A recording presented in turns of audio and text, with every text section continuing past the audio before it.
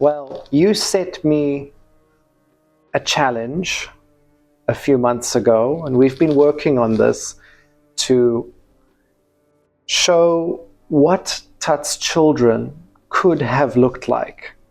Yeah, So- because we did before the reconstruction of the face of a great king, Amenhotep I, that Yes. was totally wrapped, never being unwrapped. Nobody ever saw his face, but I could see the face with the unwrapping with the three-dimensional CT scan. Yeah. And you even put a face on that, and you had a nice facial reconstruction. And I was wondering if this could be true for two little tiny people.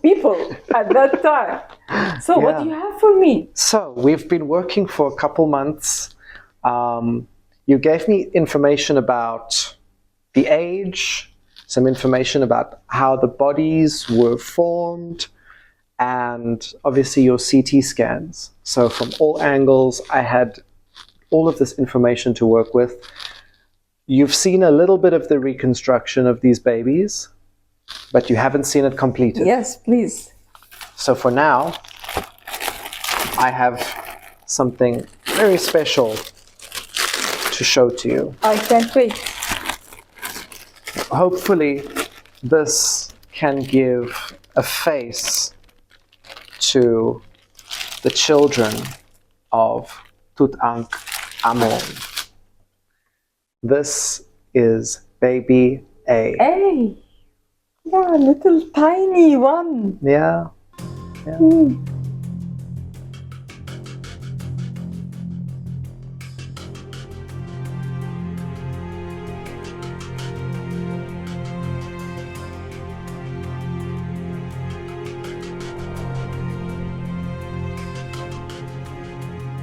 When you see the little eyelashes, very small. Yes, yeah. Eyebrows, and you can see this. The head is. Yes. It's a normal baby's head. It's normal baby head, and the mouth and the nose. Yes, it's so nice. And the veins, because I've never reconstructed a baby.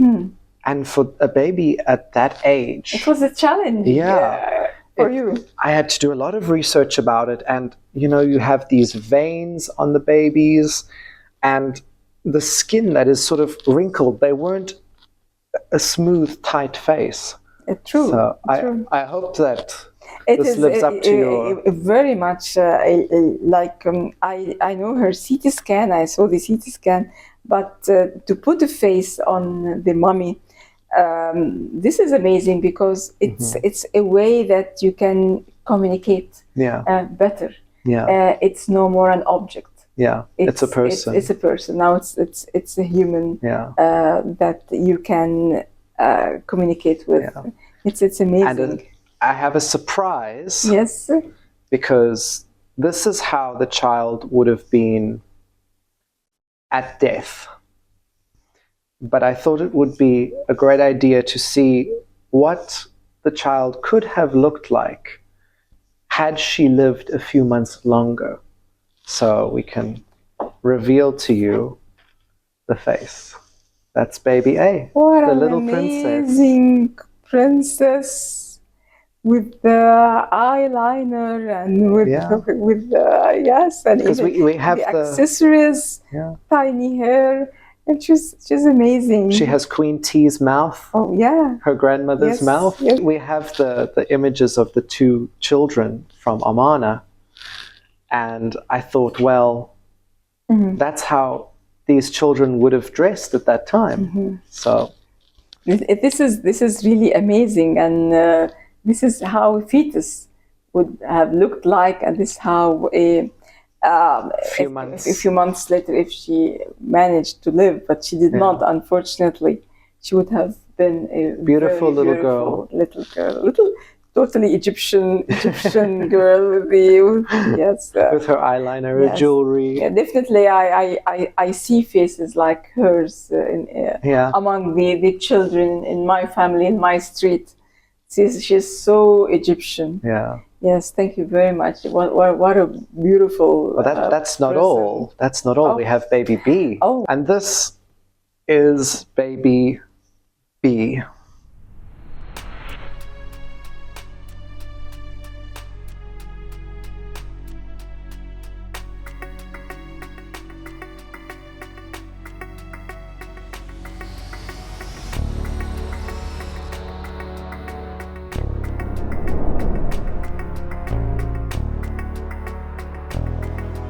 That's baby B. Oh, The alien baby. The alien. Okay, no, totally, just like with a normal appearance of the head, and you took this shape from the CT scan. The CT scan. So for her mummy, it was a bit more difficult because we had this strange reference image, and then we had your CT scan, and I put your CT scan over the reference image, lining up with the shoulders and the chin. Yeah. And I was able to see that that indeed is a very strange angle for a picture. As if I'm looking like that. Yeah, and if you take a picture of anybody from that angle, it's gonna look very sharp. And the head would look bigger than usual from this. In fact, she didn't have that. I had to reconstruct her skull. So I took your CT scan. I had to put her skull back together at the top, like a little ancient Egyptian puzzle. And yeah, she has a very straight jaw, actually straighter than her sister. Yeah, that's amazing, because we can still have outlining of the jaw, despite of the bad preservation or conservation. Yeah, and she has the shoulder that we were talking about. Yeah. So just slightly raised. So that's her.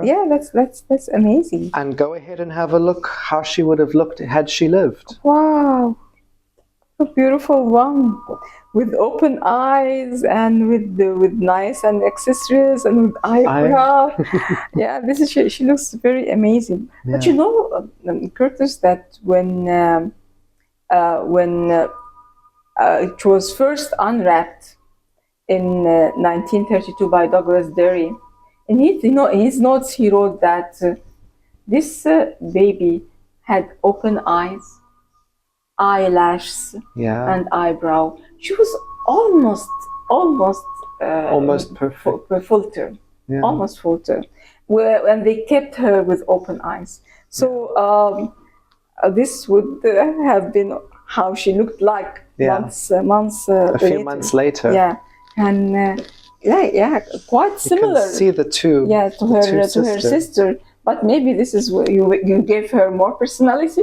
A little, but what I did notice with baby B, she did have a slight problem with her nose, because there is one side of her nose that is a little drooping and a little larger. So she did have some deformation in the face. Yeah. But again, this is the best that can be taken from the actual CT scan and from the actual picture. So this is not fiction. This actually, it is based on evidences. It might not be the exact faces, but this allows us to imagine what they could have looked like. Yes, and with from bases, and the bases are the basis is scientific. Yes, because this from scientific basis. That's really amazing, and that's really art with science, with passion. This really the nice story of two princesses. Archaeology, two princesses. Yeah. And their father and mother and the whole family. The whole family. We now if they had lived, history would be very different. this is very much true. This is very much true. Maybe one of them would have been the queen, and we wouldn't have the problem with Hur Muhib and I and all this problem. This would be. Thank you very much. It's Thank you. Challenge accepted, and you succeeded. I was so nervous. I've never reconstructed a child. Yeah. So thank you for the challenge. Thank you very much. Thank you very much. And yes, you did it very well. I'm so happy Thank you. with your work. Thank you. But what about these two children of Tut and Ankhesenamun? Dr. Sahar Saleem has been studying them in depth with unprecedented techniques to discover their secrets. And using these new techniques, we can reveal the faces of Tutankhamun's children for the first time.